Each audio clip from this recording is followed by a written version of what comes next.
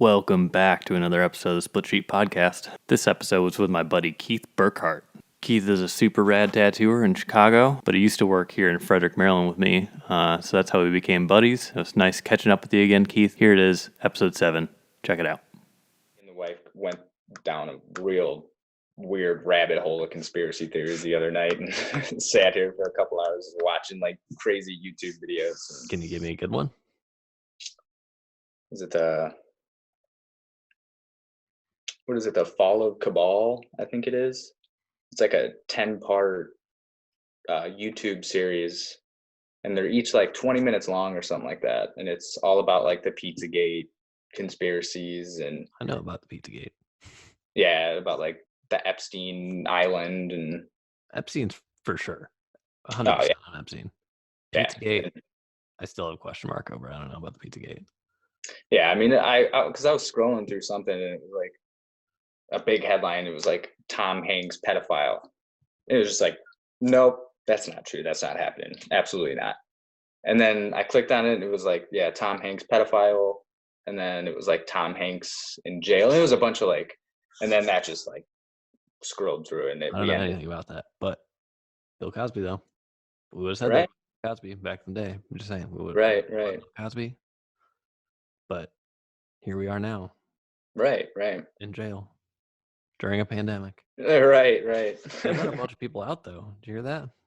Yeah. 6ix9ine. What? Dude, like, for some people, this situation worked out great. You know, some dude was about to do like maybe 2 years for fucking like a pound of weed. Right. He's like, fuck, man, this is fucking bullshit. It's my fucking third defense, and I shouldn't. But pandemic hit. Hey, that drug charge doesn't really matter that much. We only got room for fucking murders in this bitch. yeah, dude. I forget where home. Right. Yeah. I forget where it was, but it was like, I think it was like New York. That was like one of the first states to like, all right, inmates with whatever charges, let's just pick a couple and just let them go. And it ended up being like crazy cases, and it was like, all right, now they're doing it everywhere, so shit's crazy. Getting arrested for anything's gonna suck, but for like drugs that are like you could purchase in a store in other parts of the same country. Right. Like, fuck me, man. Yeah. Right over there it would be cool. Not fucking cool at all. It is weird going in a weed store. I've only been in a couple. Yeah. But I went in one when I was still in the military, so I couldn't buy anything, but I just walked around in there. Yeah. And it was just like, what the fuck? This is the first one I've ever been into. And it was preparing me for things when I got out, Right. Yeah. It was like you're standing next to like moms and doctors and lawyers and all that, I'm sure, Well, dude, the transition weed-wise, too, was like, I went from not smoking any weed for a bunch of years, and the weed I smoked before was like shitty Michigan early 2000s weed. Right. Which just, it's not very good, by the way. Now everything's like fucking the crystal meth of weed. You know what I mean? You buy a fucking right, yeah. And it's just like crystal wild fucking whatever. Like the worst weed you can buy now. If I bought that same shit when I was in high school, it would have been like, yo, this is like Northern Lights fucking white rhino. Yeah, exactly. Yeah. To be like, whoa, shit, this is hell. But yeah, dude, like, especially the guy. I mean, did you ever meet the guy I used to work for? No, but I never met him, but I followed him for a while. Yeah, he's a wild guy. But he did like dabs and shit, and I just started smoking weed. He would always post like stuff on his stories that were just like, bro, he roasted me a couple times. Like, roasted me. I think dealing with that got me on like this like more level track afterwards, though. You know what I mean, now it's like, okay, I can just smoke weed whenever, and it's not that big of a deal. I'm not gonna freak out. But the initial like, okay, we're gonna do this again. He's like, cool, you're gonna have to fucking smoke this whole blunt. It wasn't like you have to, but it's like he always had amazing weed, and he's like, hit this thing, and I'm like, all right, whatever. Like, Right. and then all of a sudden I'm like, Yeah. too much, too fast. Yeah. I think. Well, I'll hit like a little vape pen every once in a while, just like once. But any more than that, dude, like, It's like those pens are like doing dabs, dude. dude, we were I'll take you watching there. We were watching Lord of the Rings when we were still in Frederick, and I hit it like twice, dude, and I thought I was dying. Like I thought I was like getting sucked into the couch, and yeah, it was terrible. Dude, I remember one time I was leaving Guido's, and Zach, Brandon's brother, was there, Mhm. and he let me fucking hit his pen. I only had like a couple drinks, but he let me Right. fucking hit his pen before I got in the cab. And dude, I sat down in the cab. I was like, yo, how am I so fucked up right now? I just went from like 0 to 60. I only had like a Right. couple beers. Like, Yeah, man. Yeah. on the way out, I'm just like, yeah, sure, I'll hit your fucking thing real quick. Which that's another thing where like people aren't gonna be doing that shit anymore. Like Right. sharing joints and Yeah. all that Yeah. shit. Yeah. I Like, never thought dude, about that. Yeah. passing a J around, like that's totally fucking done, dude. Hit it with some Cavicide. That's yours. Fucking figure that out. Right. Right. Yeah, dude, I just fucking hit his pen real quick and hopped in there, and I was just like so wrecked, son. Yeah. But No. but you don't think about it because it's just like a vape pen, just like a little Right. Right. taste fruity or whatever, and then it It'll fucking smacks you in the dick. sneak up on you real quick. Yeah. How's the new shop treating you? It's good. It's good. I actually just yesterday I had to quit there. So What? yeah, me and the wife are going to be moving back to Central Illinois, Okay, where I like first started. So gotcha. yeah, we're stoked for that.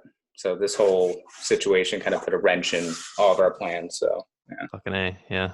yeah. But we're stoked. It is what it is. So you have a place figured out there yet? It's in the works right now, but yeah, it's pretty much it's a go ahead so far. Studio One, it was fucking awesome, man. Nuko, the owner there, is amazing, dude. He's no hard feelings at all leaving there. Everybody on. there is fucking, but it was just like we can't afford to live here anymore, pretty much. So Yeah, dude, Chicago's fucking brutal. right, yeah, especially Cook County taxes. It's like $17 for a pack of cigarettes. It's like what? Yeah, dude. I mean, last time I was there, you go to the bar.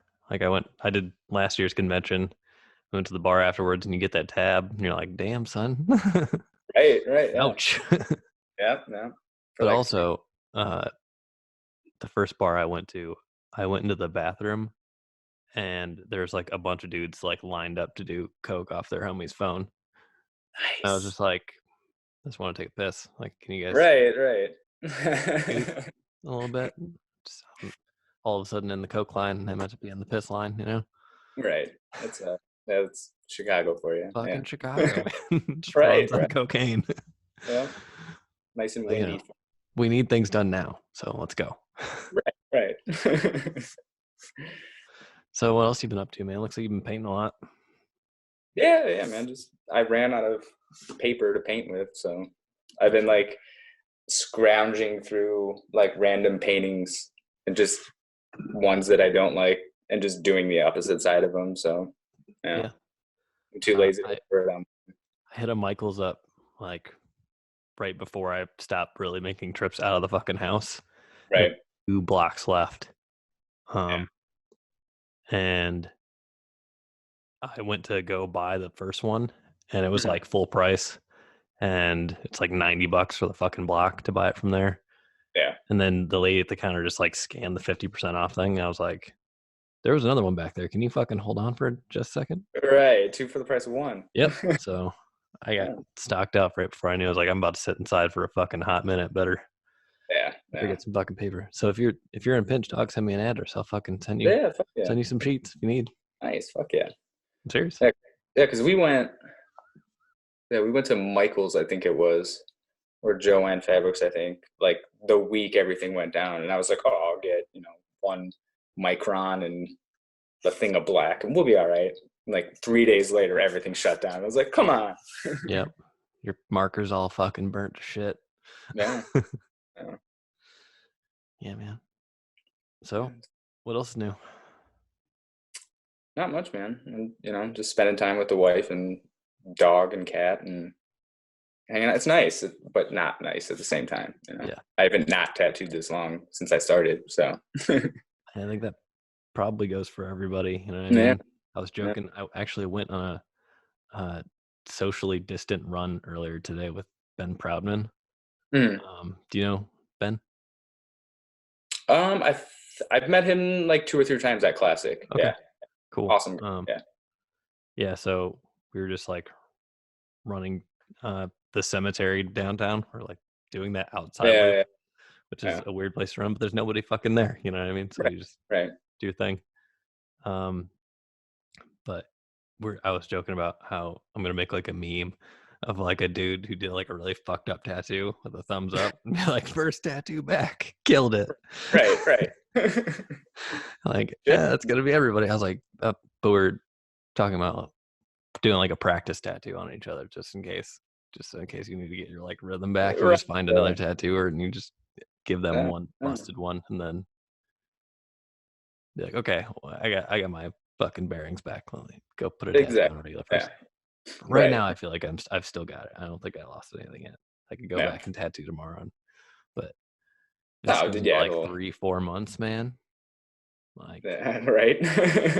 You're gonna go back in there like, yeah, no, they haven't let me roll right back into this huge ass appointment, like work on this fucking sleeve I put down fucking 6 months ago.